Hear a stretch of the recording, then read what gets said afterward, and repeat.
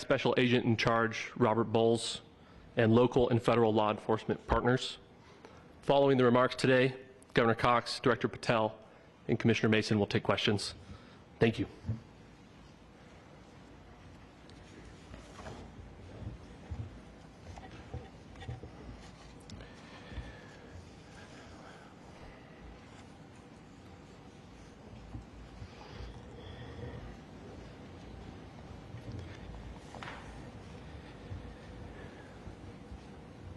Good morning, ladies and gentlemen.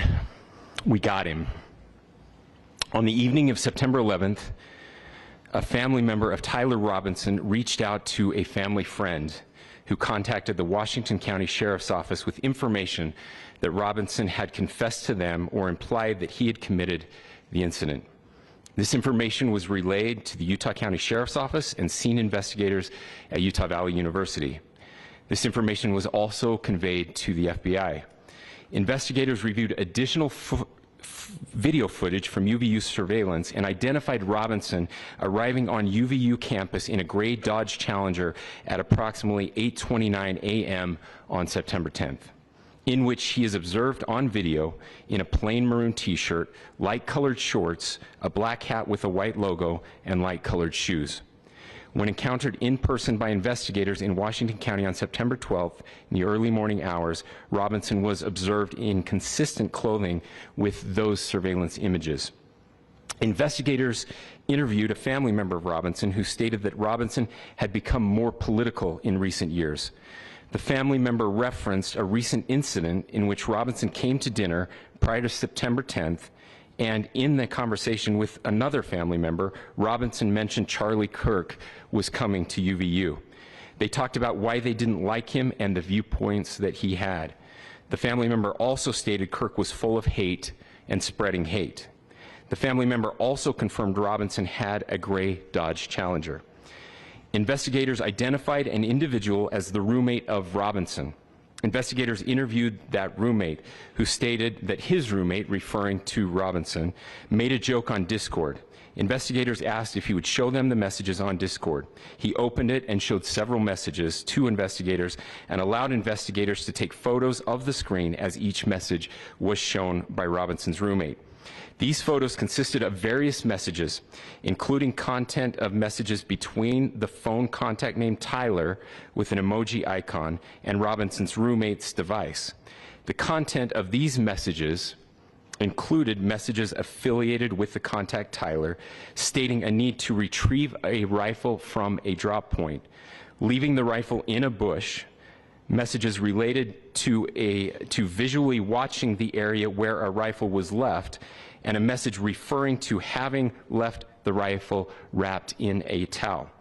The messages also refer to engraving bullets and a mention of a scope and the rifle being unique. Messages from the contact Tyler also mentioned that he had changed outfits. I know there's been speculation as well as to the writing on those casings, those bullet casings, and I believe we have that as well. And I will share that with you now. So the area north of Campus Drive Road where the suspect crossed over, you saw some of that in the video that we released last night, consists of a grassy area with trees on the edge of the UVU campus. Investigators discovered a bolt-action rifle wrapped in a dark-colored towel. The rifle was determined to be a Mauser Model 98 30-06 caliber bolt-action rifle. The rifle had a scope mounted on top of it. Investigators noted inscriptions that had been engraved on casings found with the rifle.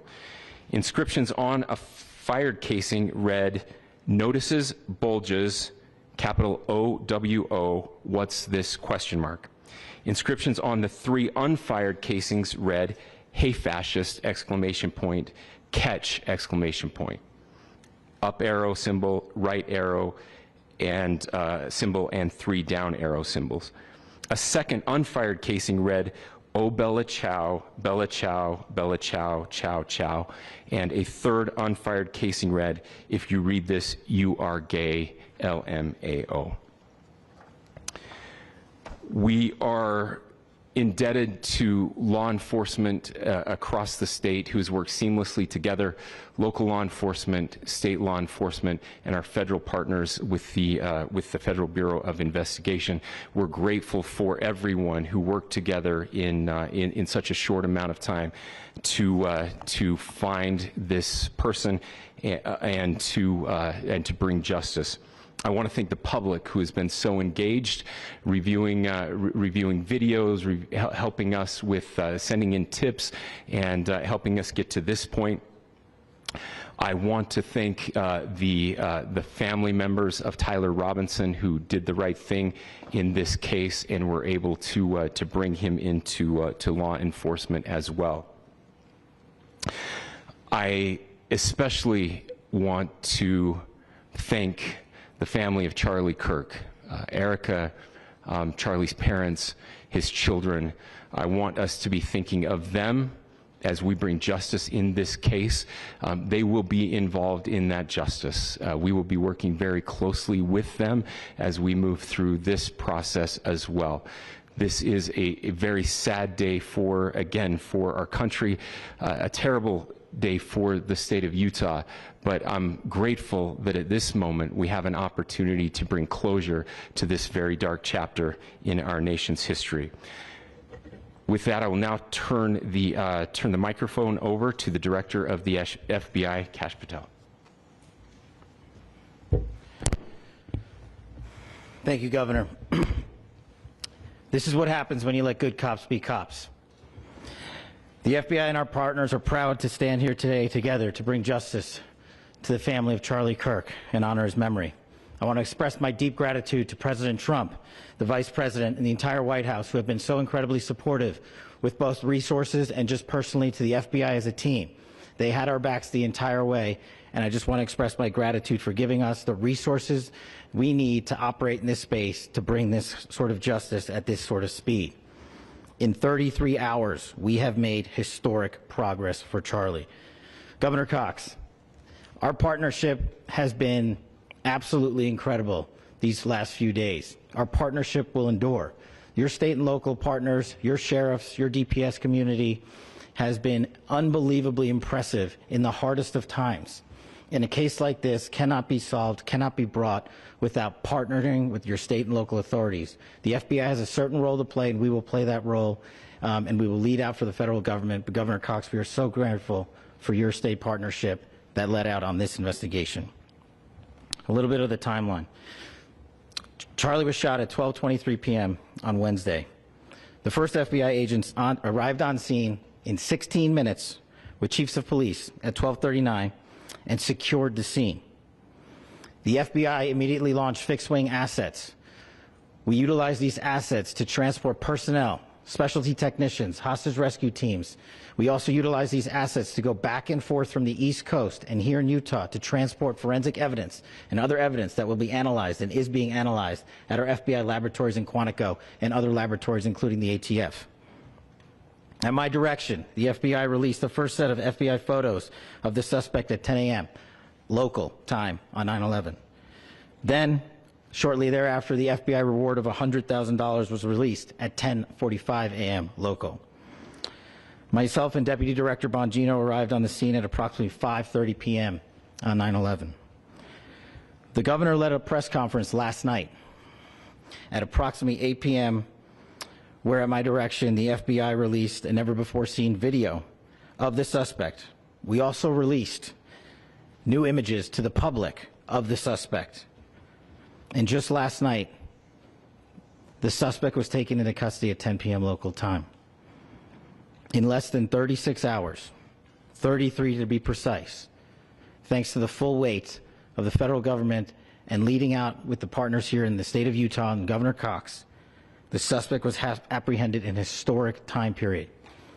And I want to highlight what Governor Cox said. This would not have been possible without you, the media, and you, the public. That's why we went so public, so fast, and we're so transparent, and we're committed to that transparency. The crime scene, just a little bit there. It is a large crime scene. State and local authorities, along with federal authorities, processed that crime scene quickly.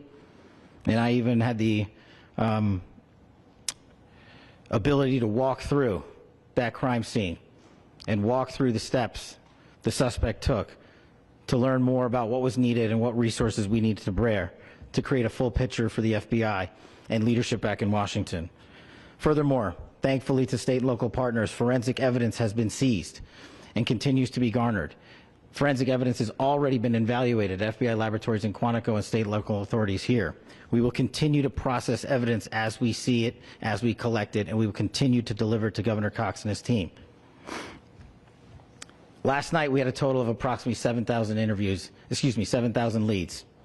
As of this morning, thanks to your great work, we have over 11,000 leads that were called in to the FBI, and we are running out every single lead that we can. Every one of those leads will be run out. The arrest is a testament to the dedication of good law enforcement being great, and partnerships in law enforcement, which I've tried to highlight as my tenure as the director of the FBI. There is no better relationship for law enforcement than the FBI to partner with state and local authorities, and you've seen it here in these last few days. The FBI Salt Lake field office, along with our offices in LA, Phoenix, Denver, San Antonio, Las Vegas, Pittsburgh, Buffalo, our headquarters component in Quantico, all participate in the FBI. I want to express my deep gratitude to the employees of the FBI, the men and women, the evidence response team tacticians, the special operators, the agents, the support staff. You have done monumental work in historic time when the public, who had a right to demand such an expeditious solving of an investigation, the FBI answered that call diligently, critically important to our nation, and we delivered. And I'm proud to be their leader, and I'm proud to be the director of the FBI. This is very much an ongoing investigation, as the governor said, and we will continue to work with state and local authorities to develop the investigation, to provide them the evidence they need for their ongoing prosecutions, and we will be here to answer every call they absolutely have, as long as it takes, for as long as we need to find and apprehend whatever suspects were involved in this crime. Lastly, to my friend Charlie Kirk, rest now, brother. We have the watch, and I'll see you in Valhalla.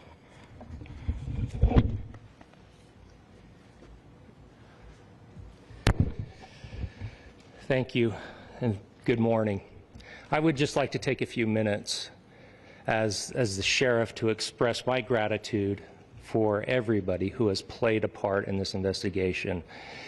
As you know, it's been a vast, a complicated, and a very, very fast-paced investigation. You're looking at people standing up here who are running on, if they got an hour's sleep in the last couple of days, they're probably lucky.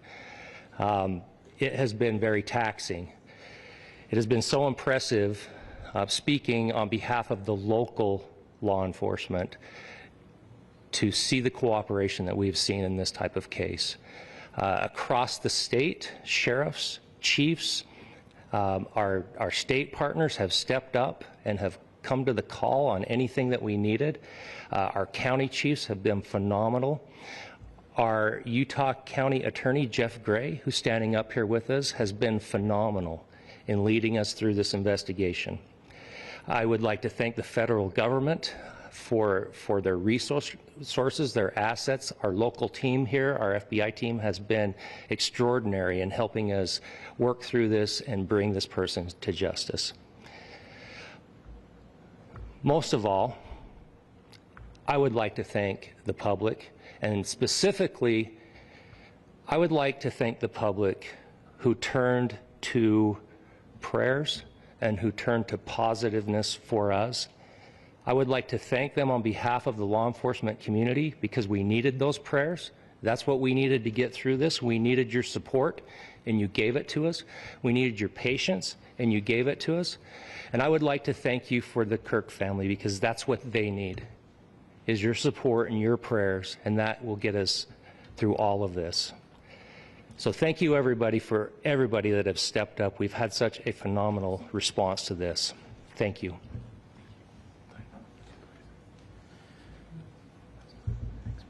I also want to give a special thanks to the Attorney General and the Department of Justice. Their unwavering support and their commitment to justice is shown true here.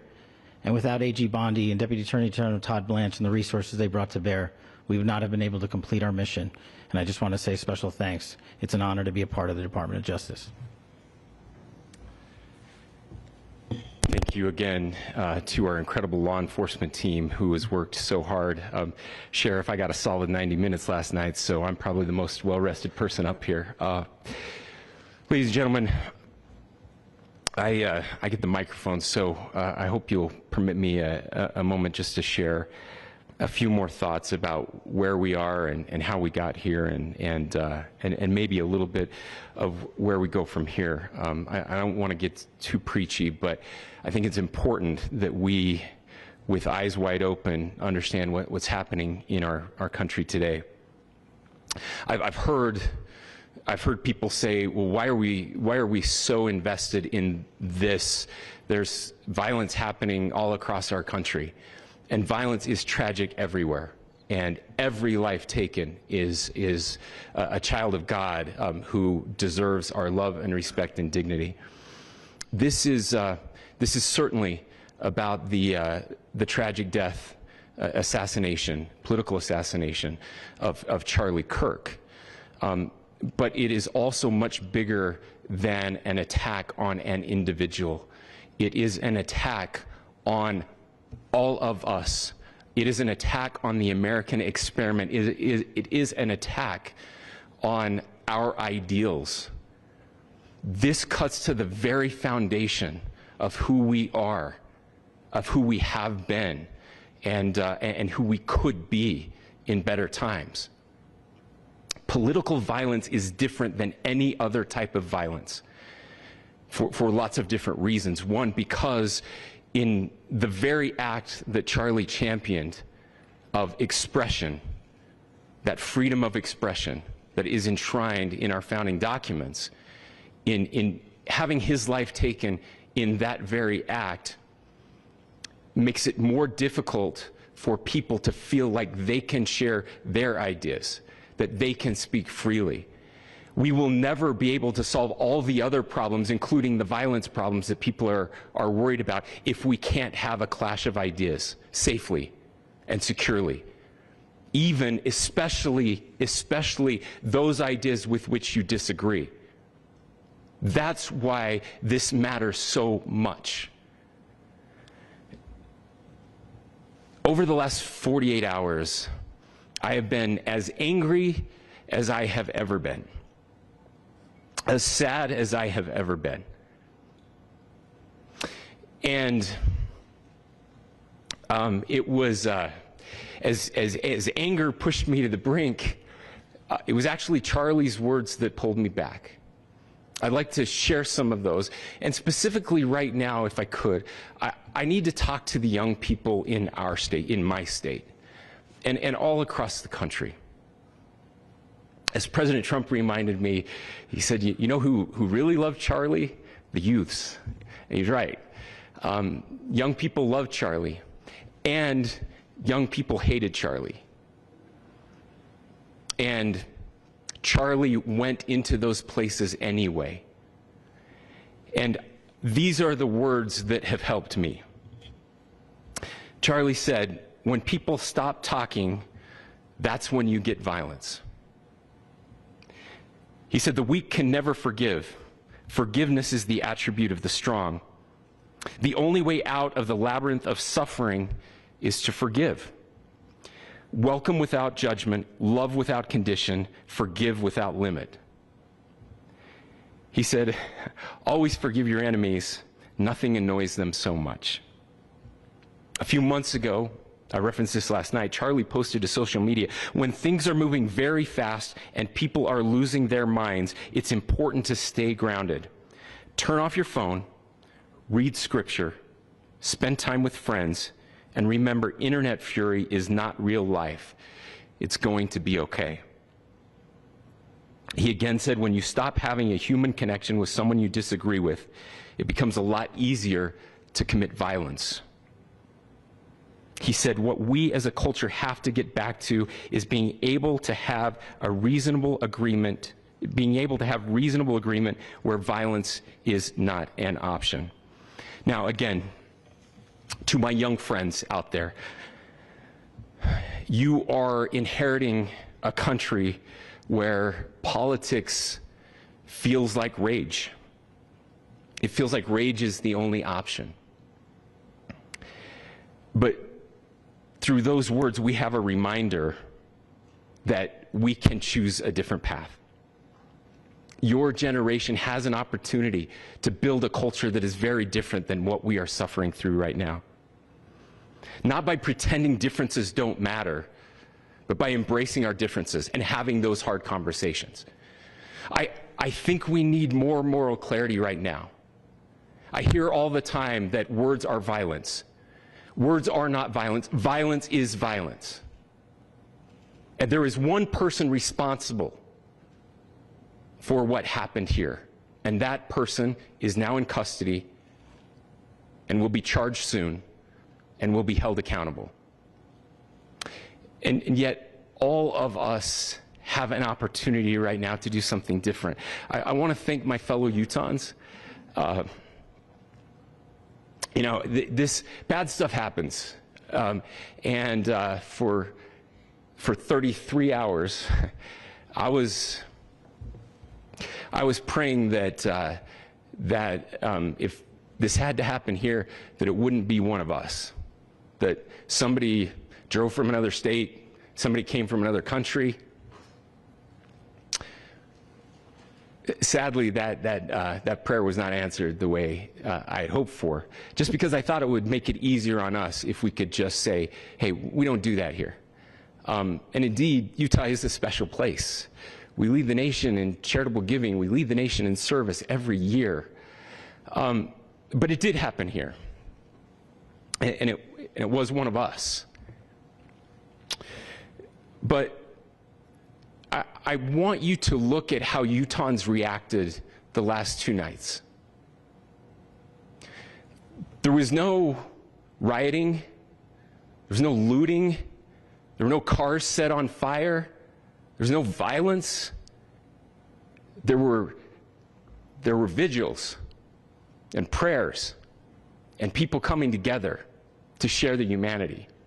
And that, ladies and gentlemen, I believe is the answer to this. We can return violence with violence. We can return hate with hate.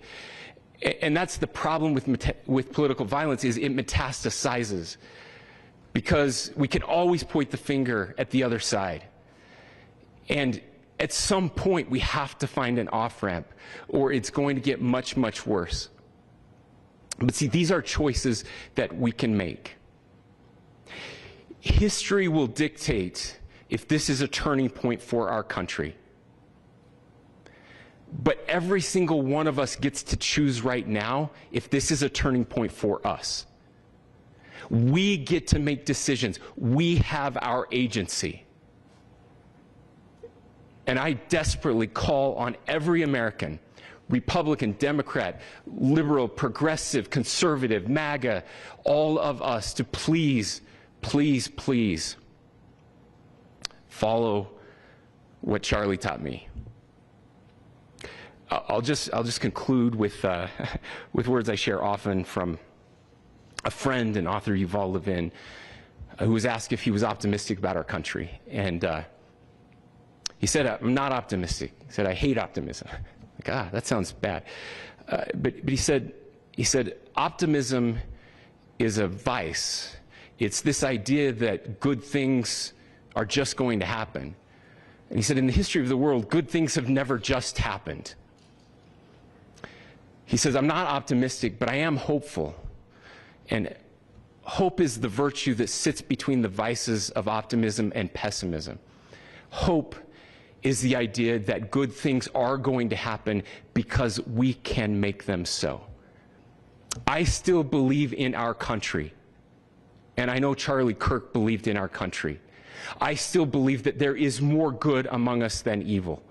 And I still believe that we can change the course of history.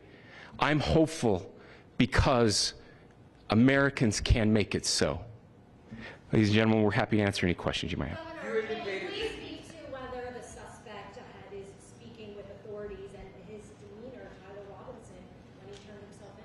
I cannot speak to that right now. Governor, how do you interpret the engravings on the casing? Well, I will leave that up to you to interpret what those engravings mean. I think the clearest one that says "catch fascist," there's not, and by the way, that's like catch like a ball, catch this. That's I think that speaks for itself. Governor, you indicated that he had been communicating. Please. Talked about this level of hatred that this person expressed in the dinner.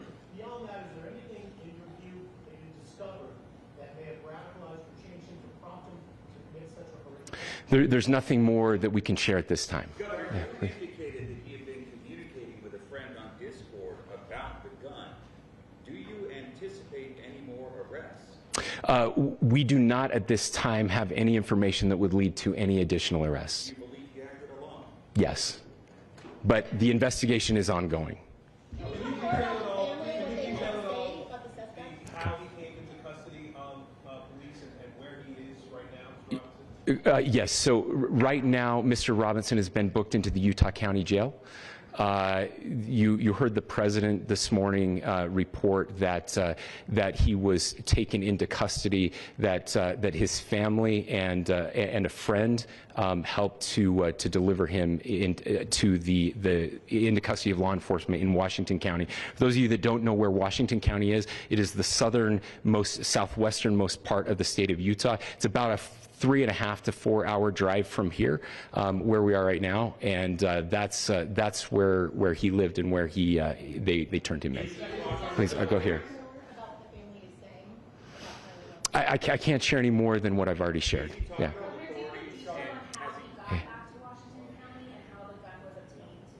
So how we obtained the gun was found here. So I don't have much more details on that. We do know that he drove. We had his car here on campus, and then we had his car going south back to the St. George. It's actually the city of Washington in Washington County. Is he talking with authorities and did he discuss a motive? I'm sorry? We don't have any information that would lead us to believe that. Yes, in fact, it was just released. Yes. Is he talking with authorities and did he discuss a motive? I can't answer that right now. Yeah, thank you. Over here.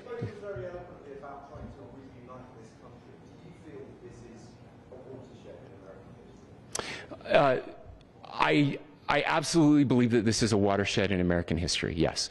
The question is, what kind of watershed? And that chapter remains to be written. Is this the end of a dark chapter in our history, or the beginning of a darker chapter in our history? Look, I mean, if you look at true political assassinations in this country of someone of this stature, this feels a lot like the late 60s, and having one so gruesomely displayed on camera in all of our hands and in all of our pockets. We are not wired as human beings biologically, historically. We have not evolved in a way that we are capable of processing those types of violent imagery. And by the way, we've seen another one with a gruesome stabbing very recently that went viral. This is not good for us. It is not good to consume. Social media is a cancer on our society right now. And I would encourage, again, I would encourage people to log off, turn off, touch grass, hug a family member, go out and do good in your community. That is happening, and it's happening organically right now. I had a friend in a small city in Utah who said, we're getting together, the Republicans and Democrats in my little town are getting together to have a discussion tonight, last night, just to find a way to find their better angels. So yes, this could be, I mean, you know, again, you have to go back to JFK to have seen a video live of something like this happening. I wasn't born until 1975, but I know that things were really dark in the late 60s. Sorry to some of you. I know some of you were there. But this is our moment. Do we escalate, or do we find an off-ramp? And again, it's a choice. It's a choice, and every one of us gets to make that choice. Two more questions right here. Could we clarify that the release of those enhanced images at 8 p.m., the timeline that Director Patel gave us, led to the arrest at 10 p.m.? Is there a direct connection between those two events? I cannot comment if there is a direct connection or not, but all I can say is that, that through some process, the family came to know that this had happened. One more thing, Governor. Could you just clarify the clothing issue you mentioned earlier? Was he changing outfits? Correct. Yes, yes. So, so when he's first spotted on campus, he has different clothing on, and then he changes clothing on the roof, and then changed back into that clothing at some point, so that when he was apprehended, when he was arrested, the clothing matched the clothing he had on before the shooting here at UVU. Last question here. Yes. Suspect was from Utah. Can you kind of tell us a little bit more about where, and was he a student here at this university, and is there any history of mental illness? Yeah. So. I don't have any information on the mental illness part. He was not a student here at UVU. He was living and had lived for a long time with his family in Washington County, in the southernmost part of our state. Thank you, everyone, for your great work in getting this information out. I just say, process-wise, this may be important. I know many of you aren't familiar with the process in Utah. I think it's important that you understand that.